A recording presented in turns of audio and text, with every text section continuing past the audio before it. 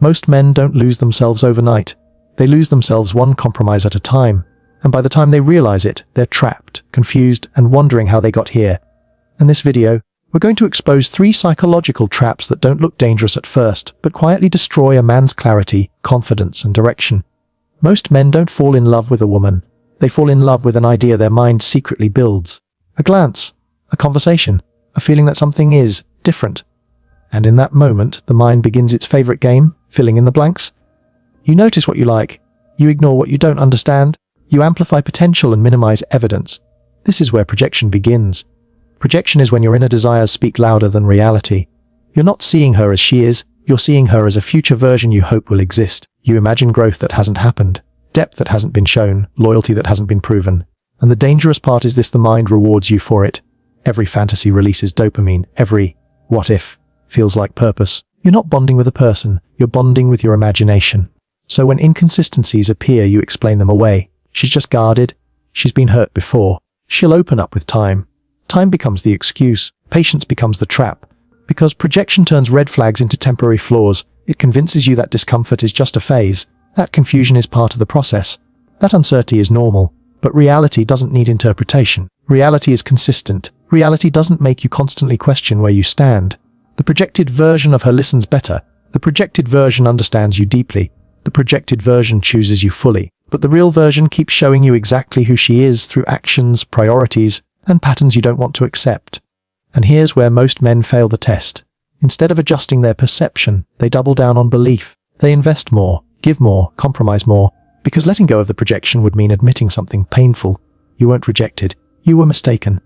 Projection also feeds the ego. It makes you feel special for seeing something others don't. It frames suffering as vision, waiting as loyalty, endurance as strength. But strength without clarity is self-destruction. A man trapped in projection becomes emotionally blind. He reacts not to what is happening, but to what he hopes will happen. Every small positive moment feels like confirmation. Every negative pattern feels like an anomaly. And slowly, reality loses its voice. This is why men stay longer than they should. This is why they ignore their intuition. This is why they confuse emotional intensity with connection. Projection doesn't ask for evidence. It asks for belief. And belief is powerful until it collapses. When the illusion finally cracks, the pain isn't just heartbreak. It's betrayal by your own mind. You realize you weren't loving her. You were protecting the story you told yourself. And the hardest part isn't losing her. It's letting go of the future you imagined, the version of life that never actually existed. This trap teaches a brutal lesson. Love built on projection doesn't fail suddenly. It erodes slowly, quietly, while convincing you everything will be fine if you just try harder, wait longer, understand deeper, believe stronger. It never starts as weakness. It starts as warmth. A message that comes right on time. A compliment that hits deeper than expected. A look that makes you feel seen. And in that moment, something shifts inside the mind. Validation feels like oxygen because it touches a part of you that discipline never reaches. It doesn't demand effort. It doesn't require growth. It simply rewards you for being desired. At first, it feels harmless. You tell yourself it's just chemistry, just mutual interest, just fun. But the brain doesn't distinguish between love and stimulation. It only recognizes patterns of reward. Each notification becomes a small hit. Each response becomes reassurance. Each moment of attention subtly recalibrates your emotional baseline. Without realizing it, your sense of confidence begins to relocate. It moves from your inner world to her reactions. Your mood rises when she engages. Your energy drops when she pulls back. This is where addiction forms. You start checking your phone not for information, but for affirmation. Silence begins to feel personal. Delayed replies feel like rejection. Neutral behavior feels like disinterest. And the mind does something dangerous. It seeks control. You adjust your tone, your availability, your opinions, not consciously, but instinctively. Because the goal is no longer connection. The goal is to maintain the flow of validation. This is how men slowly abandon their center. You begin to measure your worth by how wanted you are, not by your values, not by your direction, not by your purpose. Validation addiction convinces you that being desired equals being valuable. But desire is unstable. It fluctuates with mood, novelty, and attention. So when validation is inconsistent, anxiety replaces confidence. You replay conversations, analyze responses, search for mistakes that might explain the emotional withdrawal. The relationship becomes a psychological loop. Hope when attention returns, stress when it disappears. And the more unpredictable the validation, the stronger the attachment becomes. This is why men stay hooked on dynamics that drain them. Because intermittent validation is more addictive than constant affection. Your nervous system adapts to uncertainty. It confuses tension with excitement, lack with longing. And slowly, your self-respect negotiates with your need to feel chosen.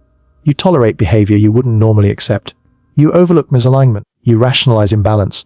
Because walking away would mean facing a silence that feels like emptiness.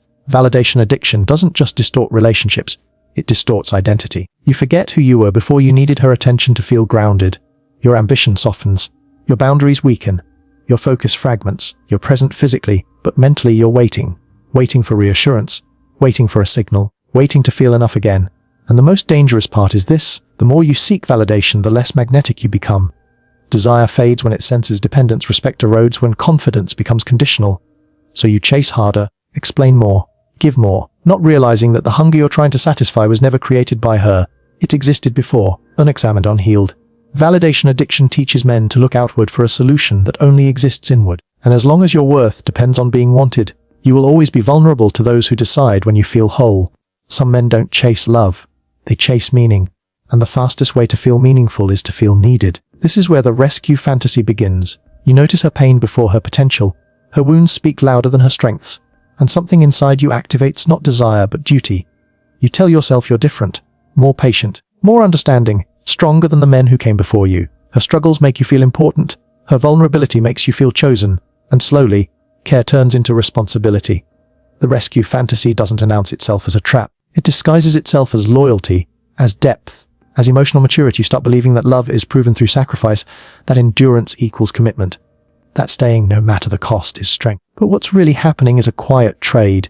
You exchange your needs for approval, your boundaries for relevance, your identity for usefulness. You listen more than you're heard, you give more than you receive, and you convince yourself this imbalance is temporary. She just needs time. She's been through a lot. She'll appreciate me eventually.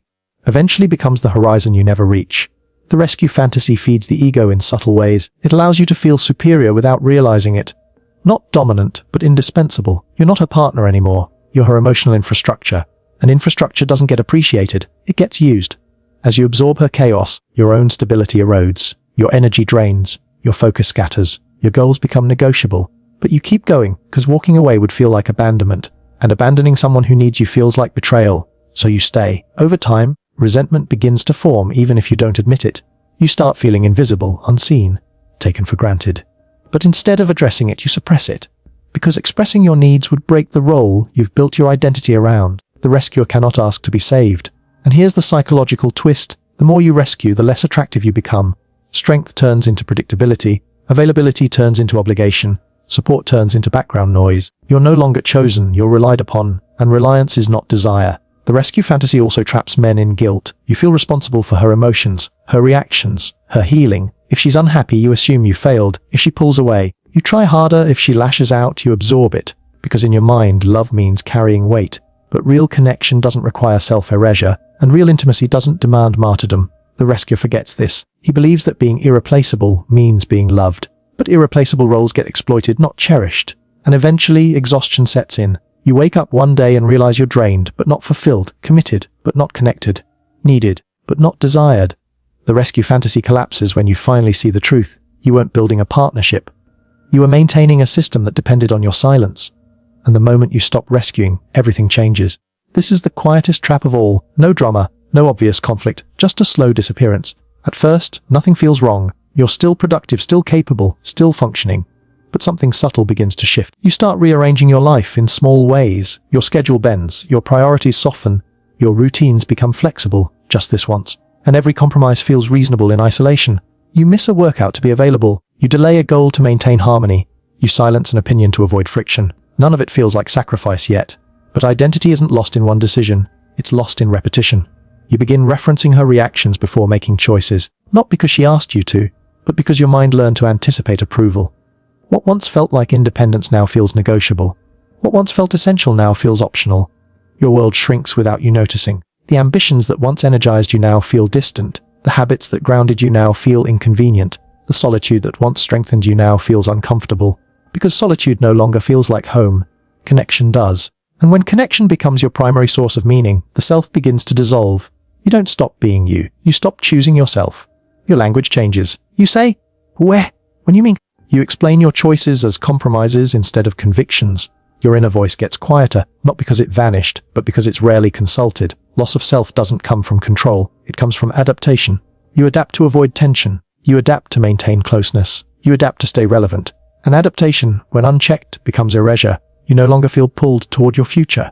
You feel anchored to the present dynamic. Your energy becomes reactive instead of directed. Your confidence becomes situational instead of stable. And the more you lose touch with who you are, the more you rely on who you're with to define you. This creates a dangerous dependency. Because when your identity is relational, any distance feels like destabilization, any disagreement feels like threat, any change feels like loss. So you hold on tighter. But holding on doesn't restore what was lost, it accelerates it. The version of you that once led your life now seeks permission, not externally but internally. You hesitate, second, guess, delay, and deep down, a quiet resentment begins to form not toward her, but toward yourself. Because some part of you remembers who you were, and it watches as you drift further away. Loss of self doesn't announce itself with pain, it announces itself with numbness. You're not unhappy, you're just less alive. The fire that once burned inside you now flickers based on circumstances. Your sense of direction fades into maintenance mode. And the irony is this, the more you lose yourself, the less magnetic you become. Presence is attractive, purpose is attractive, wholeness is attractive. But when your center dissolves, so does the gravity that once held everything together. You don't regain yourself by demanding space. You regain yourself by remembering that love was never meant to replace identity. And the moment a man reconnects with his own axis, the entire dynamic shifts. Every trap you've just heard about has one thing in common. They don't appear as danger. They appear as meaning. Projection convinces you to love an idea instead of a reality. Validation addiction teaches you to borrow worth from attention. The rescue fantasy tricks you into confusing sacrifice with connection. Loss of self quietly erases the man while preserving the relationship. None of these traps are created by women. They are activated by unconscious patterns within men. Patterns rooted in fear of being alone, fear of being unchosen, fear of being insignificant. And as long as those fears remain unexamined, the traps will keep resetting, just with different faces, different stories, different outcomes. The solution isn't avoidance, it's awareness. Awareness of your projections. Awareness of your need for validation. Awareness of when helping becomes self-betrayal. Awareness of when compromise becomes disappearance. A man who knows himself cannot be trapped easily, because he no longer trades his identity for intensity. He no longer confuses attachment with love. He no longer abandons his center for connection. Real power isn't control over others, it's clarity over yourself. And the moment you stop seeking completion through another person, you stop falling into traps that were never meant to hold a whole man.